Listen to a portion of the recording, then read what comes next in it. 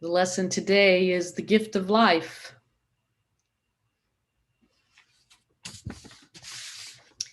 The gift of life. Life is indeed a precious gift. And it's a privilege to be alive,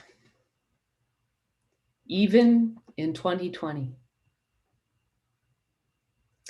You know, I'm not sure in my younger days that I was so appreciative of life.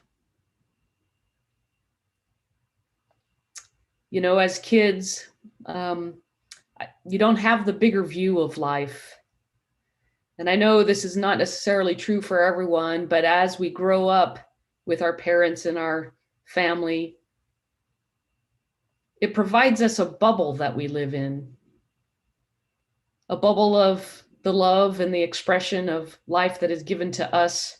And that is the world to us. That's what we've known and experienced, and we don't know what we don't know. And as we become a young adult and begin our independence, maybe feeling a little invincible because, well, we know how to move through our world, through the bubble that we were raised in. Life then begins to reveal to us that there's more to experience. Sometimes bursting our bubble, maybe sometimes not in a pleasant way, perhaps having experiences that cause suffering.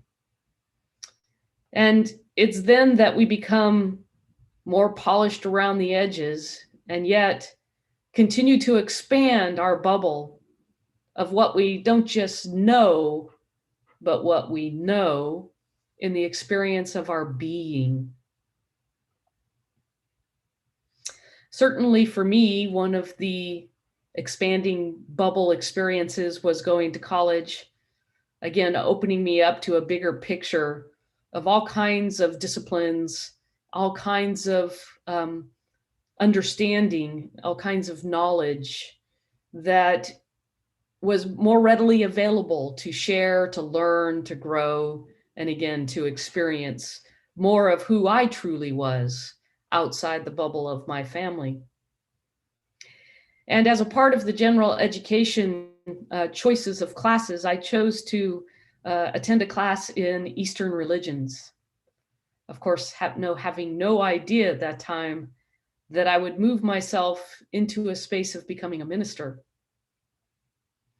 And what the Eastern religions class did for me is not only expose me to Eastern philosophy of life, but that there were many Eastern faiths. And what were their views on living life, dealing with suffering, understanding our philosophy, and the options and the choices we have? I had lived in the experience of the Catholic bubble, and I felt very spiritual as especially a teenager, playing my guitar in a folk group and being tightly connected with that folk group, expressing my spirituality and discovering much of myself. And yet, as I moved out into the world, just seeing so many more possibilities and views, more about how I could live, how I could love, how I could see the world. Again, opening to a much bigger view of worldly possibilities and a more diverse view. Now, in society, we pay a lot of attention to the external world, whether it's watching the news or talking with friends or just sharing in general our life. We tend to tune in to the outer world because that's what we see with our eyes. But of course, we know that there is also an inner world. Where is it that our minds go when we are alone or not alone? We live in the physical world, focusing on the outer world works.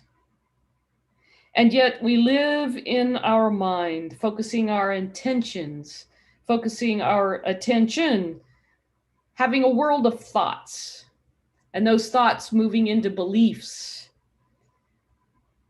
Certainly, we spend time thinking about our intentions, our dreams, our goals, how we would like to see our life, how we would like to express, and perhaps for some not realizing that that inner world becomes the reflection of what we see in the outer world, even though the outer world may not have changed. It's still one life, our inner world and our outer world, both with many dimensions and facets through which we can focus our attention.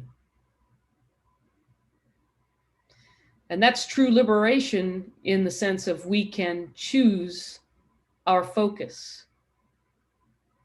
Spiritual practices allow us to expand our inner world, to explore our inner world.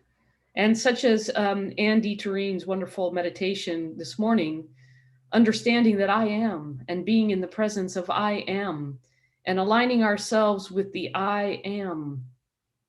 I am the being.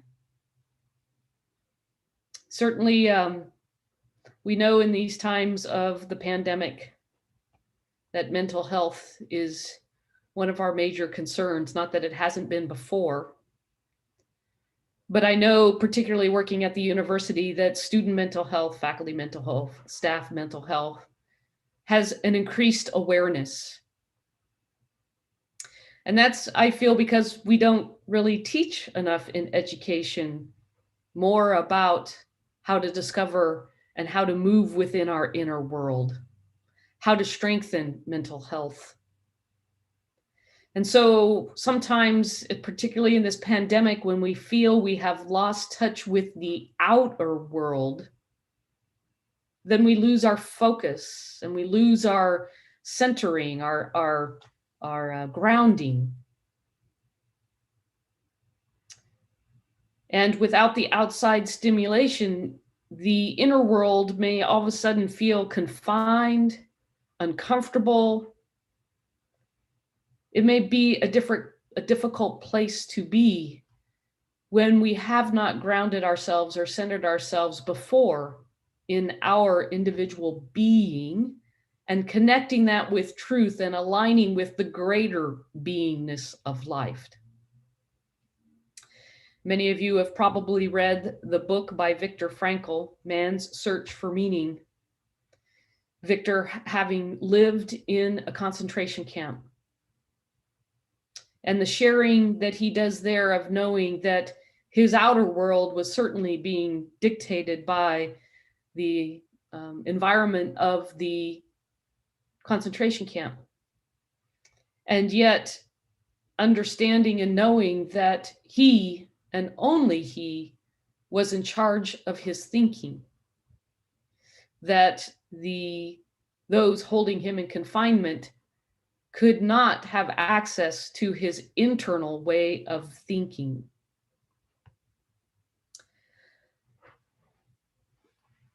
Some of the points that I bring up today are actually taking from our book of the month called Living Deeply, the Art and Science of Transformation in Everyday Life. And in that book, I quote, the most important factor in quality of life is how a person's mind is managed. Learning to train and educate our mind, learning to develop our emotions. And in developing our emotions, you can think of a child who does not understand their feelings and their emotions and may have tantrums and fits. But as adults, moving into a consciousness and understanding what it is our feelings and emotions are trying to tell us, and maturing into understanding how to use those feelings and emotions to guide us.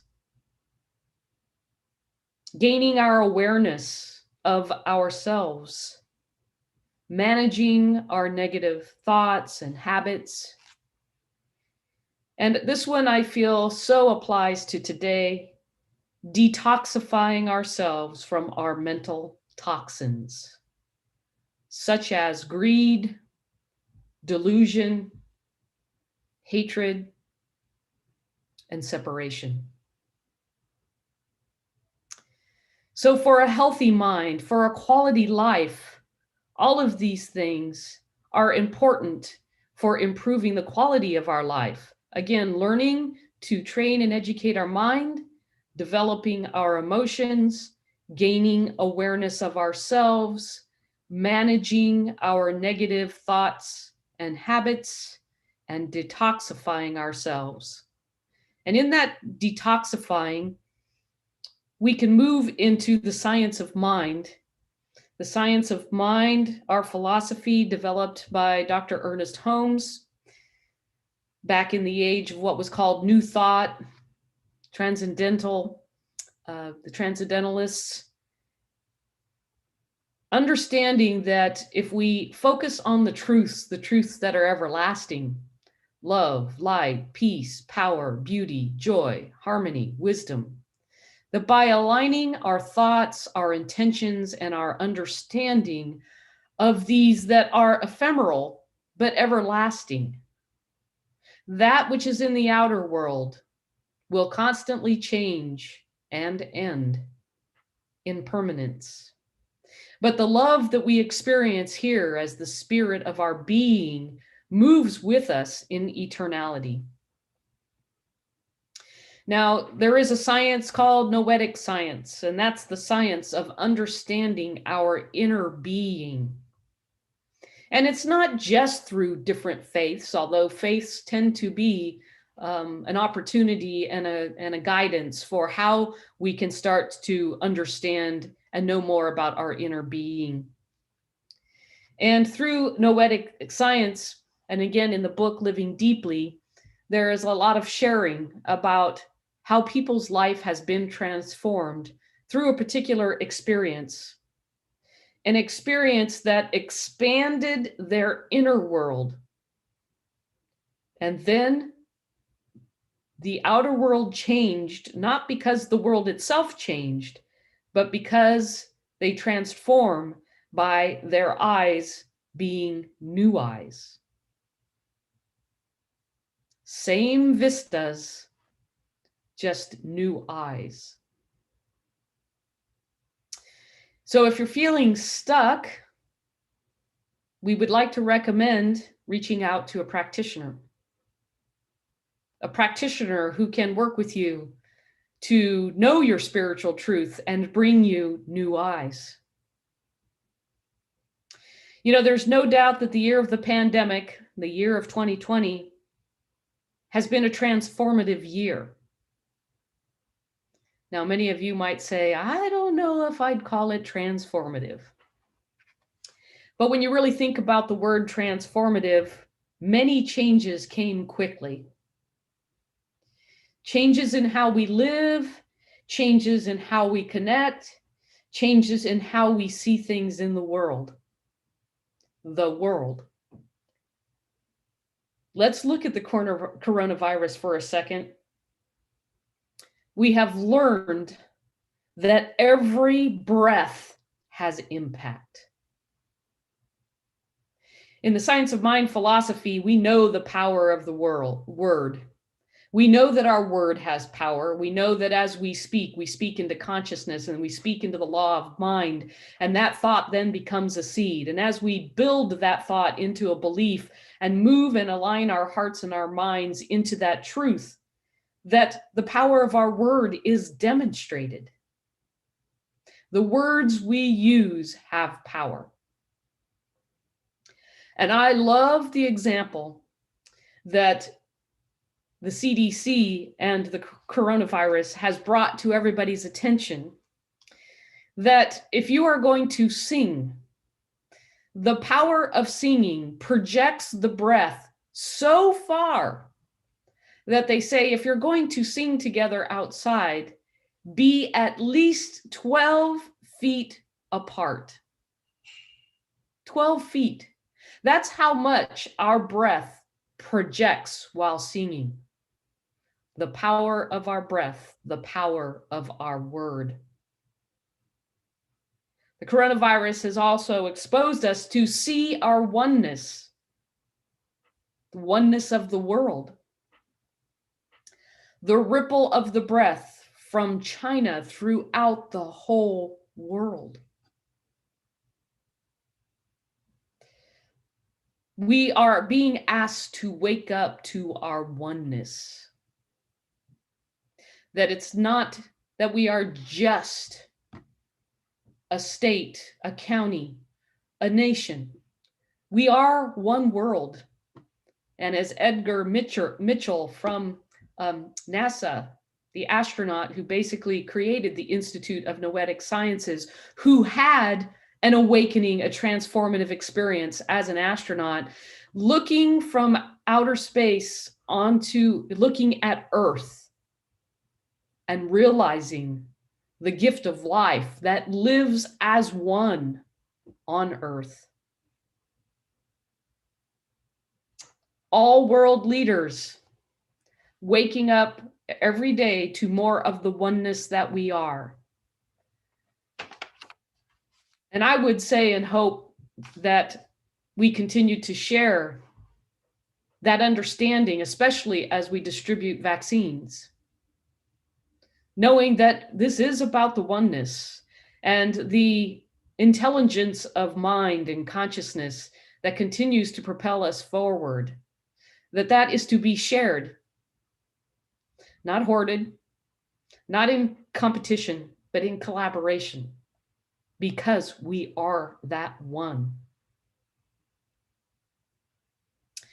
As we prepare for the holidays, or I should say celebrate the holidays, as the Jewish people have begun Hanukkah, the festival of lights. As we prepare to celebrate these holidays focus us on light and on love. And it's on the focus of giving this light, giving this love. God, that universal source, that intelligence and that deep abiding love, gives the gift of life to each of us. The gift of life to you from God. Now, when I say that, it sounds like separation, and God is not really out there. We are. We are one with God, in God, as God. We are God. We are the gift. The gift of God through the love and light that God is giving to ourselves. You may use the affirmation throughout these holidays, I am the gift of life. I am the gift of love. And you have a choice to open your heart and your mind wide open to keep giving that gift, because the gift of love and life never run out. Now, I know as human beings that life ends, but I also know that life is eternal. Just as it's stated in science, you can take a piece of paper and burn it, and while it has transformed from one energy to another, so it is with us. It is a transition, but eternally we move forward. God gives the gift of life to each one of us, which is really God giving the gift of itself to itself. The gift of life and love giving to itself. And so for our current times, knowing that as we are in this holiday season, we are called upon to understand that life indeed is precious. Life indeed is a gift. Life is a precious gift that we can choose to expand, to give, to touch, to connect. And that doesn't per se take things. That just takes the consciousness of being, the consciousness of being love, and the consciousness of being life. So I hope for your spiritual practice that you will find some time to contemplate, to fully receive the gift of life and love, to expand your inner world about what that means. And in expanding your inner world, find new vistas and find new ways to express and to give that love and that gift of life. Namaste.